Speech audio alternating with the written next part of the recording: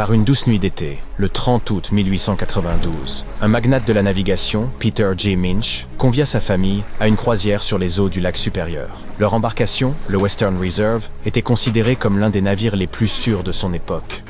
Construit dans un acier similaire à celui employé plus tard pour le tristement célèbre Titanic, il partagea un sort tout aussi tragique. Brisé en deux, le bâtiment ne fut retrouvé qu'en 2024, soit 132 ans après sa disparition. Long de 91 mètres, ce vapeur fut le premier cargo des Grands Lacs à être doté d'un revêtement d'acier. Un quotidien le surnomma « le lévrier des eaux continentales », en raison de la vitesse à laquelle il fendait les flots. Conçu et financé par Peter Minch lui-même, le navire avait été mis à l'eau 2 ans auparavant, dans les chantiers navals de Cleveland. Le soir de sa dernière traversée, le Western Reserve mit le cap sur Two Harbors, dans le Minnesota. Minch était accompagné de 5 membres de sa famille. Son épouse, leurs 2 jeunes enfants, sa belle-sœur ainsi que sa nièce. 22 membres d'équipage se trouvaient également à bord. La traversée du lac Huron se déroula d'abord dans le calme, mais sitôt franchi la baie de Whitefish, le lac devint tumultueux, contraignant l'équipage à jeter l'ancre quelque temps. Plus tard dans la soirée, aux environs de 21 h, à leur entrée dans le lac Supérieur, une tempête estivale d'une rare violence se leva, accompagnée de rafales impétueuses et de vagues en furie. Puis survint la catastrophe, le navire commença à se disloquer. En moins de 10 minutes, le Western Reserve sombra corps et biens. Tous parvinrent à gagner les canots de sauvetage. La famille Minch, avec quelques marins, prit place à bord du canot en bois. Les 10 autres montèrent dans celui en métal. Mais la fureur des éléments fit immédiatement chavirer le canot métallique, et seuls quelques survivants parvinrent à rejoindre l'autre embarcation. Ce dernier canot dériva durant près de 10 heures. Un vapeur croisa leur route, mais ne perçut ni leurs appels ni leur présence. Vers 7 heures du matin, l'embarcation ne se trouvait plus qu'à 1 kilomètre du rivage, à hauteur de Deer Park, dans le Michigan. Si proche du salut, mais hélas, le canot chavira à son tour, précipitant tous ses occupants dans les eaux glacées du lac. Le seul rescapé fut Harry Stewart, le timonier du navire, âgé de 24 ans. Il parvint à nager plus d'1 kilomètre dans des eaux glacées pour rejoindre la rive, presque inanimé, mais bien vivant. Il déclara par la suite que sa survie ne tenait qu'à la protection offerte par un caban de grosse laine, bien ajusté à son corps. Le Western Reserve resta perdu pendant plus d'1 siècle, jusqu'à ce qu'un duo d'explorateurs obstinés finisse par localiser son épave. Ils consacrèrent plus de 2 ans à sonder inlassablement les eaux au large de la péninsule supérieure du Michigan. Daryl et Dan Hertel y parvinrent à l'aide d'un sonar à balayage latéral, capable d'examiner une bande de 800 mètres de part et d'autre. Un jour, un infime signal apparut à gauche de l'écran. Aussi discret fut-il, Daryl en mesura l'ombre, constata qu'elle atteignait près de 12 mètres de hauteur et en déduisit qu'il s'agissait sans doute d'un élément de taille. Ils firent demi-tour et dirigèrent leur balayage sur la zone concernée. Ils aperçurent des panneaux de cale ainsi qu'une carcasse évoquant un navire littéralement brisé en 2. L'une des moitiés reposant sur l'autre, dans une position presque impossible. Chaque section mesurait environ 45 mètres, et après en avoir vérifié la largeur, ils comprirent avec certitude qu'ils venaient de retrouver l'illustre Western Reserve.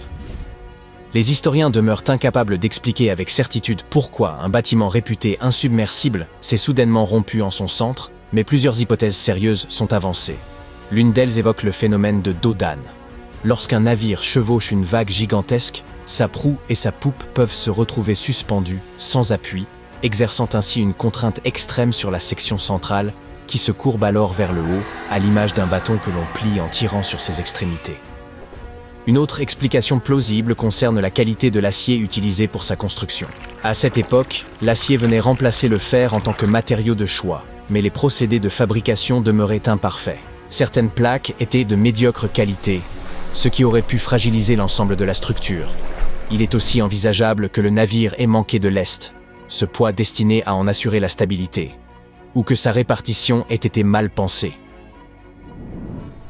À peine 8 semaines après la catastrophe du Western Reserve, un autre bâtiment conçu à la même époque et façonné à partir de séries semblables de tôles d'acier connut le même sort funeste que son jumeau. Le W.H. Kilcher, vapeur de fret affecté au transport de marchandises entre les ports des Grands Lacs, entreprit ce qui devait être une traversée sans histoire le 26 octobre 1892. Chargé de plus de 3000 tonnes de charbon, le navire quitta le port de Buffalo en direction de Milwaukee, sous le commandement du capitaine Leeds H. Weeks. Il naviguait avec un équipage de 18 hommes.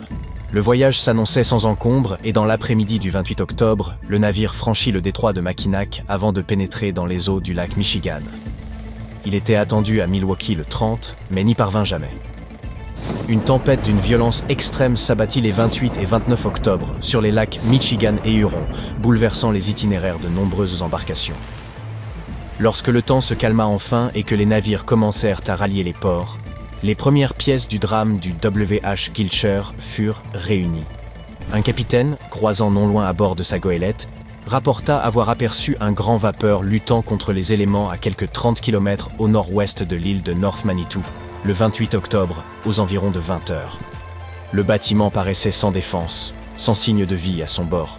Peu après, un autre capitaine découvrit des débris, meubles et fragments d'un pont de navire, dérivant près de l'île de South Manitou.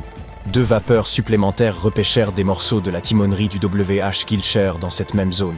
Il devint alors évident que le cargo avait succombé à la tempête, et hélas, aucun membre de l'équipage ne survécut. Les Grands Lacs constituent depuis longtemps un foyer majeur de naufrages maritimes. Entre 6 000 et 10 000 épaves y ont été recensées depuis le XVIIe siècle. En 1679, le Griffon fut le premier navire européen à y disparaître sans laisser de traces. Parti de Buffalo, dans l'État de New York, à destination de Green Bay, dans le Wisconsin, il avait traversé le lac Erie, la rivière Détroit, le lac Sainte-Claire, puis le lac Huron, avant d'atteindre le lac Michigan. Après avoir accosté à Green Bay, le bâtiment entama son voyage de retour, et ne reparut jamais. En 1975, l'un des naufrages les plus emblématiques survint, lorsque le gigantesque minéralier de 222 mètres, le SS Edmund Fitzgerald, sombra dans le lac supérieur, lorsqu'une tempête automnale, initialement prévue bien plus au sud de son itinéraire, remonta brusquement. Un autre cargo, l'Arthur M. Anderson, suivait sa route et resta en contact radio constant avec le capitaine du Fitzgerald, Ernest McSorley. Dans l'après-midi du 10 novembre, des vagues déchaînées s'abattaient sur le pont, et des bourrasques dépassant les 130 km/h secouaient violemment les 2 navires. À 19h20, l'Anderson perdit le contact radio avec le Fitzgerald qui avait disparu des radars. Aucun signal de détresse ne fut émis.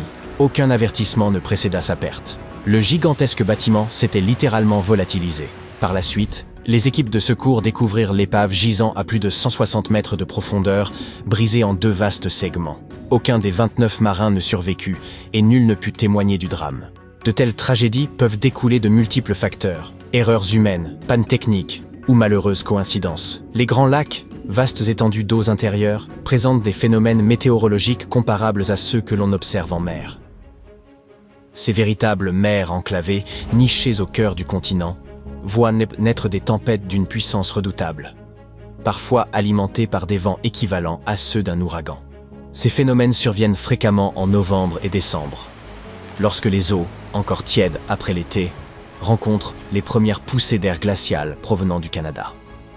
L'écart de température entre air et eau, amplifié par des vents puissants, engendre d'énormes vagues. En outre, la glace se forme plus aisément en eau douce qu'en mer. Cette glace s'accumule rapidement sur les navires, les rendant plus vulnérables, et les équipages doivent péniblement manœuvrer dans les eaux gelées.